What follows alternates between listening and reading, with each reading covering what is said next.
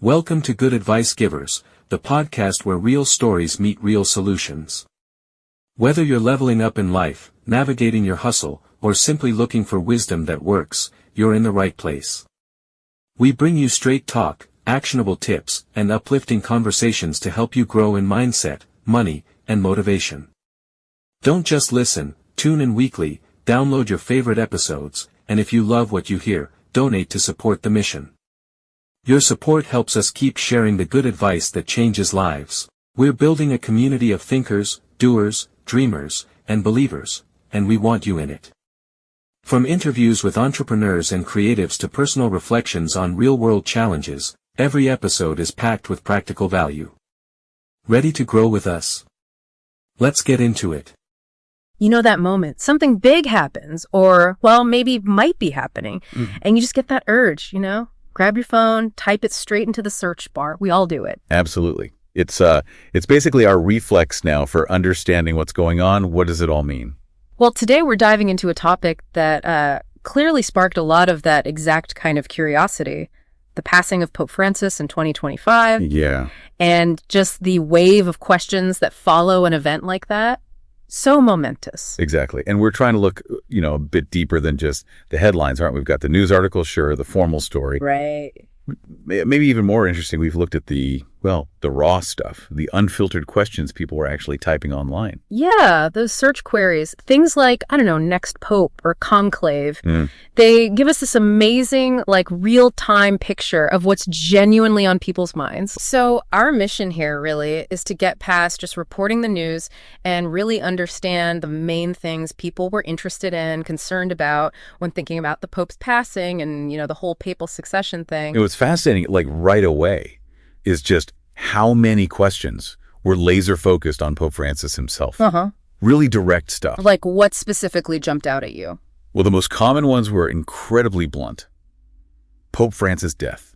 Did the Pope die? Even just, is the Pope dead? Wow. It just really shows that basic human need for, immediate factual answers when things feel uncertain. It's quite striking, isn't it? It's not just vague worry. It's a hunt for a yes or no. Precisely. And you see that urgency ramped up in searches that pin down dates like Pope died 2025 or did the Pope die on Easter? That kind of specificity, even when, maybe there wasn't official news yet when they searched, it just highlights how fast information or maybe misinformation can spread and become this focus point online. Right. People are trying to nail down a moment in time, even if the details aren't fully out there yet. And it wasn't just the immediate life or death question, was it? Health concerns were popping up too. Oh, yeah, definitely. Searches for Pope Francis' health were pretty common. And we even saw specific terms like pneumonia showing up. Now, obviously, it's crucial to say a search term isn't a diagnosis. No, of course not. But it absolutely reflects worries that were floating around or maybe rumors people were trying to check out. So, okay, we can't take those as medical fact, but they point to a specific area people were worried about. And really underneath it all, just the sheer number of, is Pope Francis still alive? Searches. Yeah. It just hammers home that central question, driving so much of that initial curiosity. And it wasn't just about the present moment either. There was also a noticeable interest in the timeline of events. Even hypothetical ones. What kind of timing questions were you seeing? A lot of, when did Pope Francis die? Whoa. What time did the Pope die? What day did Pope Francis die? It's almost like people are mentally bracing themselves for the news, trying to fit it into a specific structure, even before anything's official. That's a really good point. It's like a collective attempt to build a timeline in their heads. And that focus on when also stretched to his time in office, didn't it? Exactly. Searches like, how long was Pope Francis Pope and when did Pope Francis become Pope? They suggest people want to place his papacy in context, understand how long it lasted in the bigger picture, maybe as a way to grasp the weight of potential change. Right, to sort of frame his time as Pope as we think about what comes next.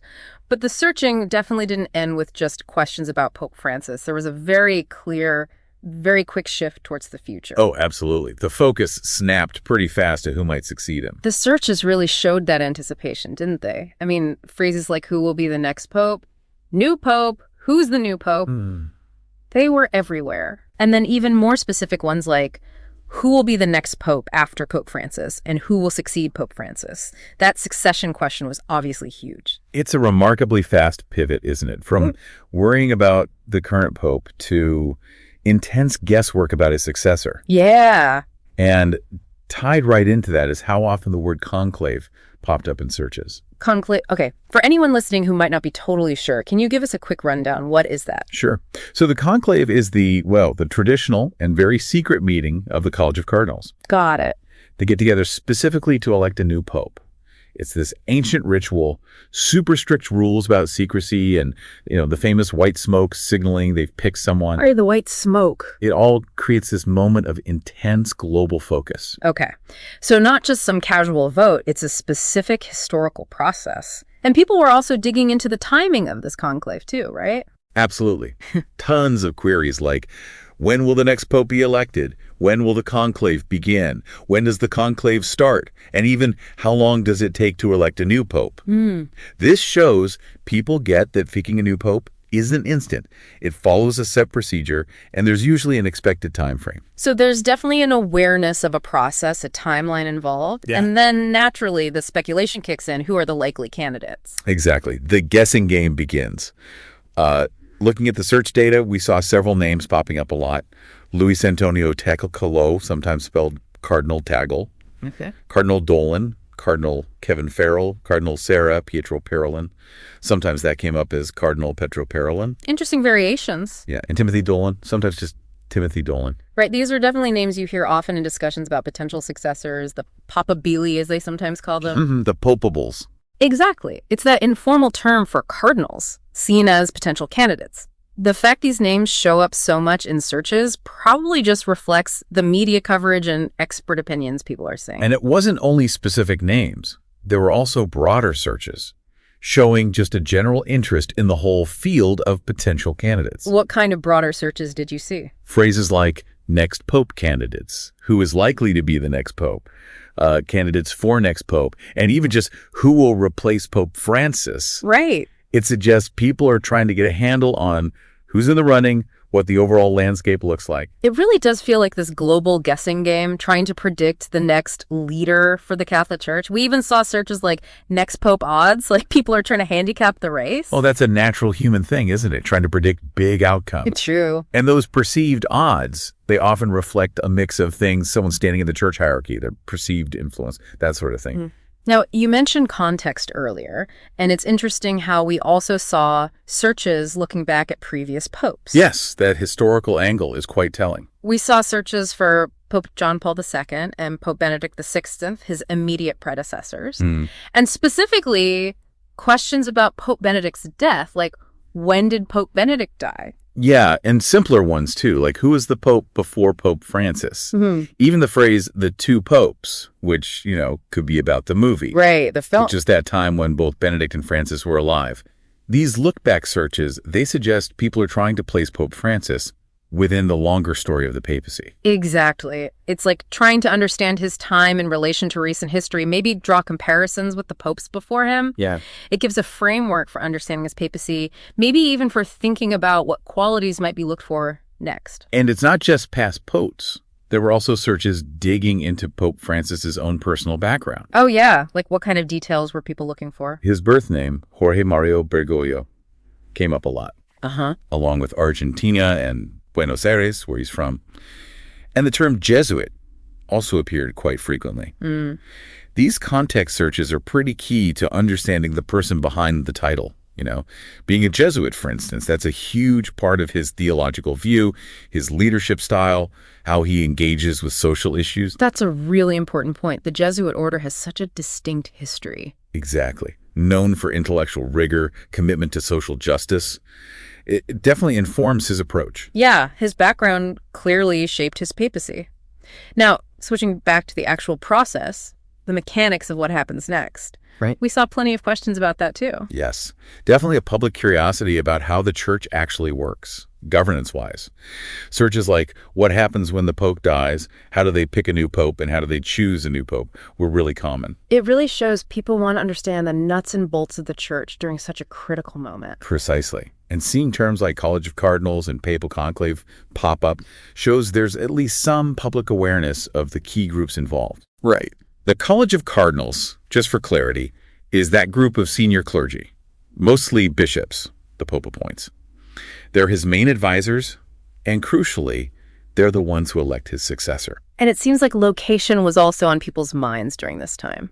Yes, several key spots within the Vatican were searched for, often. Like where exactly? Well, obviously Vatican and Vatican City were big. Sure. But also more specific places like Casa Santa Marta, which is where Pope Francis lives, the Sistine Chapel, the iconic spot for the conclave, and St. Peter's Basilica. These places are just so central to the church administration, worship, history, so it makes total sense they'd feature heavily in searches during a potential transition. They're the physical heart of it all. And maybe unsurprisingly, news outlets played a massive role. Oh, absolutely. The searches were just loaded with references to all sorts of news organizations. We saw the generic stuff like news and breaking news, right? Yeah. But also very specific outlets, CNN, Vatican News, ABC, BBC, National Catholic Register, Reuters, AP, Fox News, CBS, New York Times, NYT too. Yeah, Newsmax, EWTN, Yahoo, lots of them. NBC, Associated Press. Just a huge list. And then direct searches too, like Pope Francis News and even Papa Francisco News. That sheer volume and the variety of news sources mentioned just underlines the huge global interest. Totally. People rely heavily on the media for updates about his health and any potential change. It also maybe suggests people are looking for different angles, comparing sources. Yeah, casting a wide net to stay informed. Now, some of the related names and topics that surfaced were pretty interesting too. Oh, yeah. Like what? Well, we saw searches like J.D. Vance meets Pope. And then questions spinning off that, like, is J.D. Vance Catholic? It kind of shows how events involving the Pope can cross over into, wider political chat, sparking curiosity about connections between public figures and the church. Yeah, that makes sense. Encounters between the Pope and political figures often get a lot of attention. It highlights his role on the world stage beyond just religion. And then there was that really fascinating search term, the last Pope. We'll be back after a quick break. Hey there. Welcome to Good Advice Giver. First, we want to start by saying a massive thank you for tuning in today. Whether you're a long-time listener or you're joining us for the first time, we're truly grateful to have you here. We know you've got a lot of options when it comes to podcasts, so the fact that you're spending your time with us means the world. So thank you. That's right. We're excited to have you with us because here on Good Advice Giver, we cover just about everything. Whether you're interested in sports, relationships, sex, money, finances, business, digital marketing, music, education, movies, comedy, or something else entirely, we've got it all. No topic is off limits here, and we dive deep into real, meaningful conversations that matter. We've also got a mix of male and female hosts, so you're always getting a well-rounded perspective on every topic we cover, from business strategies to personal development. From car shopping to digital products like affiliate marketing, we bring a little bit of everything to the table. Our goal is to offer advice, insights, and some laughs along the way to make sure you feel welcome and engaged, no matter what brought you here. And it doesn't stop there. We're not just about giving great advice, we're about action. On this podcast, we even sell products and services we believe in, from affiliate marketing opportunities to cars and more. So whether you're looking to boost your business or find practical ways to improve your everyday life, you're in the right place. As always, we want you to stay connected with us. Be sure to download this episode so you can listen anytime, anywhere, whether you're commuting, working out, or just relaxing. And while you're at it, follow us on social media. We're on Instagram, Facebook, Twitter, you name it. That's the best way to stay in the loop for upcoming episodes, behind-the-scenes content, and even giveaways. And don't forget to subscribe to our YouTube channel. We're posting extra content there, including video podcasts and deep dive discussions you won't want to miss. Be sure to like, comment, and subscribe, and let us know what topics you want to hear more about. Lastly, Check out the link below in the description for exclusive offers, resources, and more ways to connect with us. We're here for you, and we can't wait to bring you more valuable content. Thanks again for tuning in to Good Advice Giver. Let's get started. The last pope.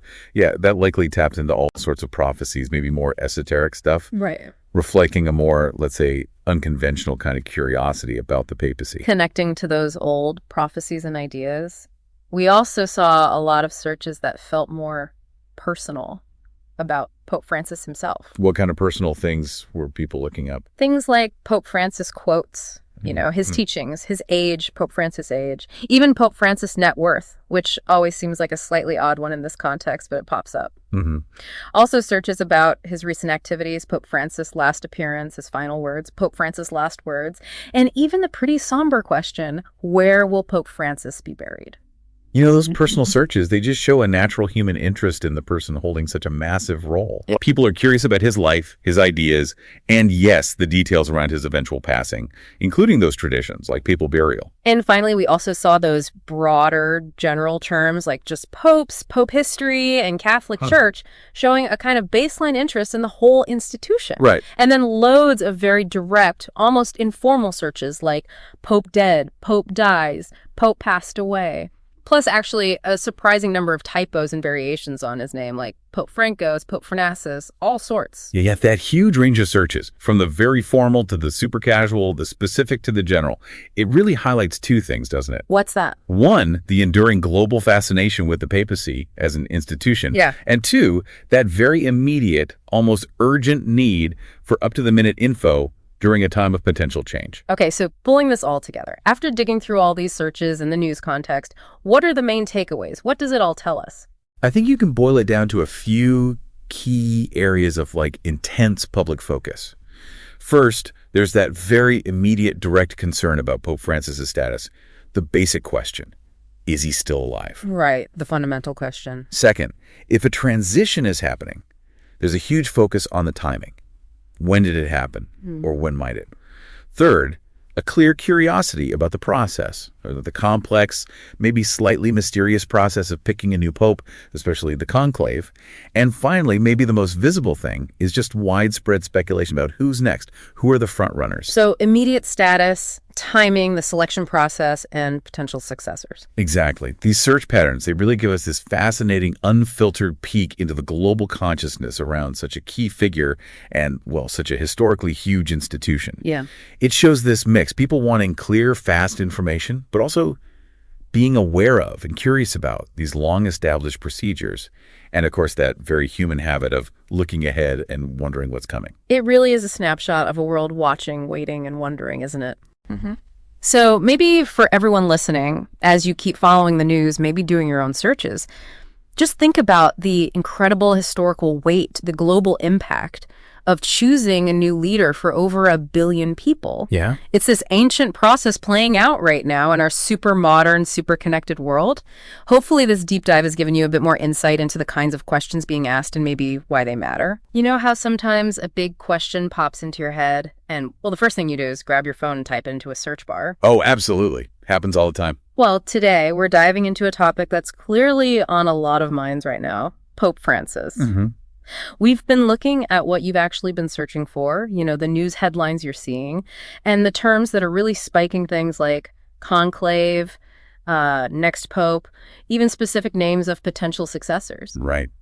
It's fascinating, really, to see this real-time snapshot of, public curiosity and concern. Yeah, and our mission here isn't just to, list what's out there, but to really try and understand what it all means, to get beyond the simple headlines. Exactly. And we've certainly observed a significant number of searches focusing right on the Pope's well-being. Yeah, what kind of things? Queries like Pope Francis' death, or did the Pope die? Even just, is the Pope dead? They're appearing really frequently. Wow, very direct. Very direct. And these questions, they really highlight a fundamental need people have for just current information. straight answers. Okay, let's maybe unpack this a bit. What really struck me looking at these first searches is just how immediate they are, how factual people want the answers to be. You're not just asking about his health generally. It's that blunt, did he die question. Sometimes even with specific dates, right? Like Pope died 2025, or I saw, did the Pope die on Easter? Yes, exactly. That points to a real urgency, doesn't it? A desire to know the situation now. Definitely. And this immediacy, it suggests people are looking for definitive answers, probably in what feels like a really fast-moving news cycle. And we're seeing health concerns too, right? Not just the life or death question. That's right. Related health concerns are surfacing. Searches for Pope Francis' health generally, but also specific things like pneumonia are appearing. Okay, but just to be clear, seeing pneumonia in a search doesn't mean that's a confirmed diagnosis or anything. Oh, absolutely not. But it does show maybe a particular concern or rumor that's circulating, something people have heard and are checking. Gotcha. And really, at its core, the sheer number of searches for, is Pope Francis still alive? Just underscores the central question on seemingly everyone's mind. And it's not just about right now, is it? I noticed a really specific interest in, the timing of things. Explain that. Well, queries like, when did Pope Francis die? What time did the Pope die? Even what day did Pope Francis die? They're really common. It's almost like people are trying to pinpoint a specific moment it might have happened, even though, there's been no official announcement of anything like that. That's a really interesting point. It's like preparing for the information almost. And this focus on the when, it also stretches to his time in office, doesn't it? Yeah, I saw that too. Searches like, how long was Pope Francis Pope and when did Pope Francis become Pope? Right. Which suggests maybe a desire to understand the duration of his papacy, perhaps as a way to contextualize any potential transition. Yeah. Putting it in perspective. Okay, but the search activity, it definitely doesn't stop with just questions about Pope Francis himself. No, not at all. There's this really strong pivot towards the future. I mean, the searches are just full of anticipation. Like what? Things like, who will be the next pope, new pope, who's the new pope, and then even more specific ones like, who will be the next pope after Pope Francis, and who will succeed Pope Francis? Yeah. The succession question, it's clearly a major point of interest. It's almost immediate, the shift. It is. Yeah. And what's fascinating there is how quickly that focus shifts. The term conclave also pops up frequently in searches connected to succession. Right. Conclave. Can you quickly explain that? Sure. So for anyone unfamiliar, the conclave is that very traditional, highly secretive meeting of the College of Cardinals. They gather specifically to elect a new pope. Got it. And people are asking about the timing of that too. Oh, yeah. People are definitely inquiring about the timeline. We see, when will the next pope be elected? When will the conclave begin? When does the conclave start? And even how long does it take to elect a new pope? So there's an awareness, it's a whole process? Exactly. It shows an understanding that this isn't just random. It's a structured process. Yeah. And it has a kind of expected duration, more or less. And then, of course, the speculation starts. Who's it going to be? Right. The guessing game. Your searches, our searches, they're bringing up quite a few names. Things like Luis Antonio Tagle, Cardinal Dolan, Cardinal Kevin Farrell, Cardinal Sarah. Harvard Sarah, yeah. Cardinal Tagle, Timothy Dolan, Cardinal Pietro Parolin. Lots of variations on those names. Those are indeed names that often circulate in these kinds of discussions about potential successors. The Papabili, as they're sometimes called. Right. The fact that they're appearing so much in searches probably reflects the media coverage people are seeing, expert opinions they've read or heard. And it's not just names, right? There are broader searches too. Yeah, we also see things like next pope candidates, or who is likely to be the next pope, or candidates for next pope. It shows a general interest in just who's in the running. What's the field look like? It really is like a global guessing game. I mean, we're even seeing searches like next pope odds, who will replace Pope Francis. It suggests people are trying to figure out who the front runners might be. Well, that's probably a natural human thing, isn't it? Yeah. Trying to predict the outcome of really big, significant events. True.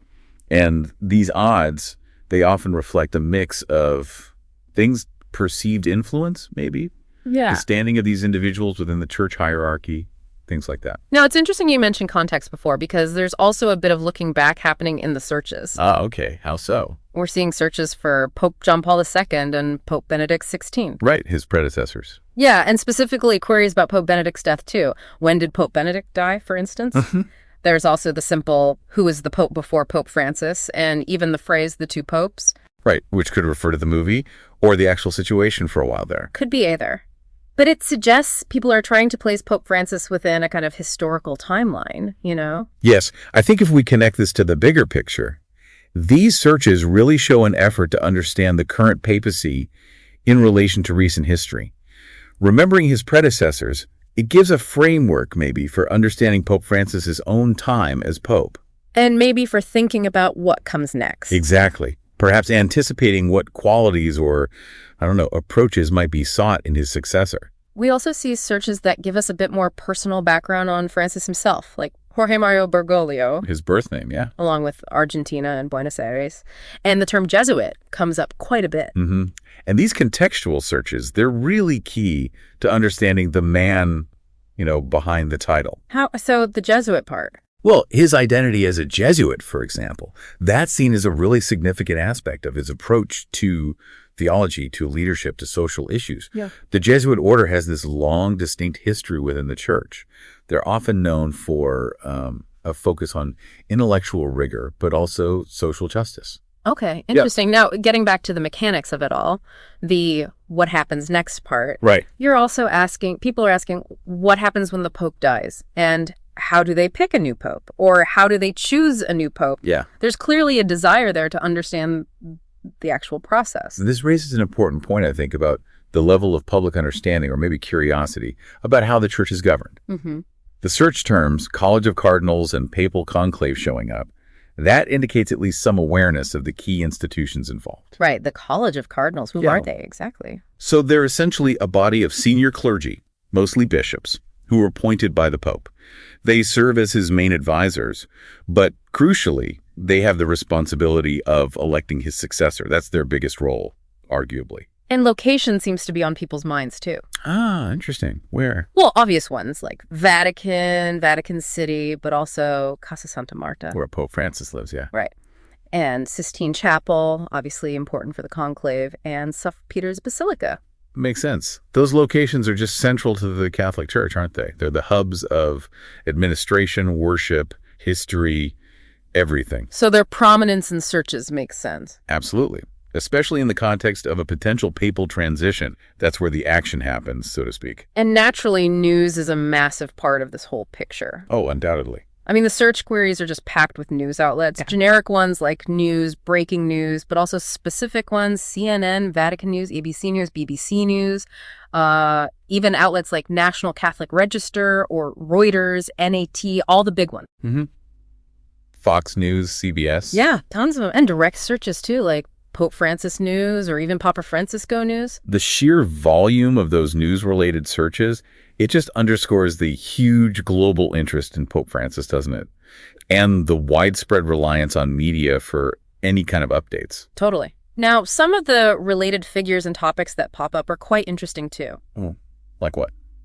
Well, we see J.D. Vance meets Pope, and then related questions about his religion. Is J.D. Vance Catholic? Things like that. Okay. It just shows how these papal events can kind of intersect with broader political or public discourse, you know? Yes, encounters between the Pope and, public figures often generate that kind of interest and maybe speculation. It highlights the Pope's role on the world stage beyond just the church. We also see a few other names like Peter Turkson, Jonathan Pryce. Probably from the Two Popes movie again. Likely. And the really intriguing search term, the last Pope.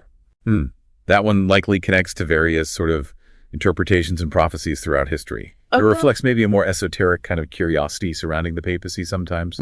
Nostradamus predictions, things like that. Right. We also see a more personal interest in Pope Francis himself. People searching for Pope Francis quotes. His teachings, yeah. His age, Pope Francis' age.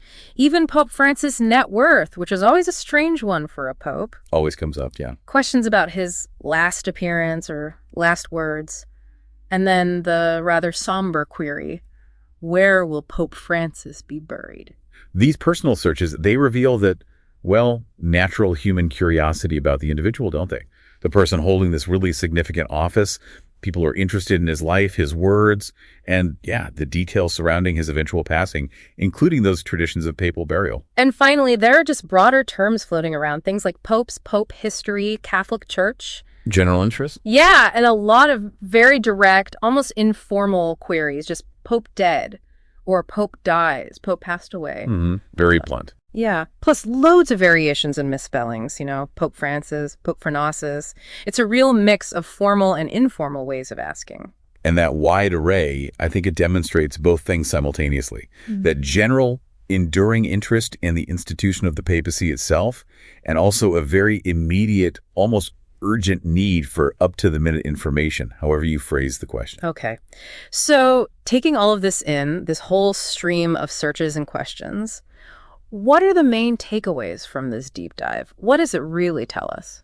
Well, I think it really seems to boil down to a few core areas of intense interest. Okay. First, there's that very direct concern about Pope Francis's current status. Just, is he okay? Is he alive? Right. The fundamental question. Second, if a transition were to happen, people are very focused on the timing of that event. When did it or when might it occur? The when. Got it. Third, there's a real curiosity about the intricate process of selecting a new pope, particularly that whole mechanism of the conclave. How does it actually work? And finally, maybe most prominently in some ways, there's just widespread speculation about who the potential successors might be. Who's next? The who. So status, timing, process, and successors. That's a very accurate summary, I think. These search trends, they offer this fascinating glimpse into the global consciousness, really, surrounding such a pivotal figure and, frankly, a pivotal institution. Yeah.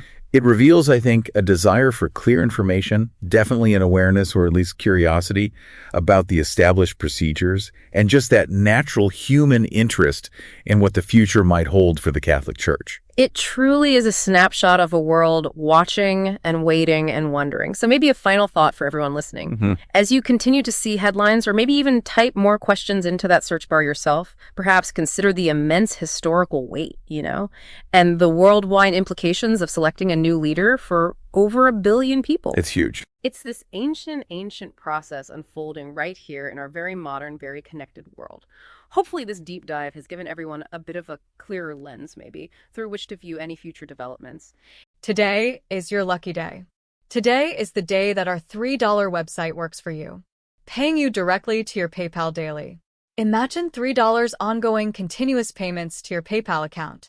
Imagine falling asleep and waking up to $300 in your PayPal account. How would this make you feel? How could this help you? What bills could you pay? What kind of fun could you have? What does that retirement look like now? All for a one-time payment of $3. This website is DFY done for you, fully built and completely hosted, and never stops collecting payments for you. You have spent $3 on coffee on a regular, but that coffee won't help you create multiple streams of income. Click the link below.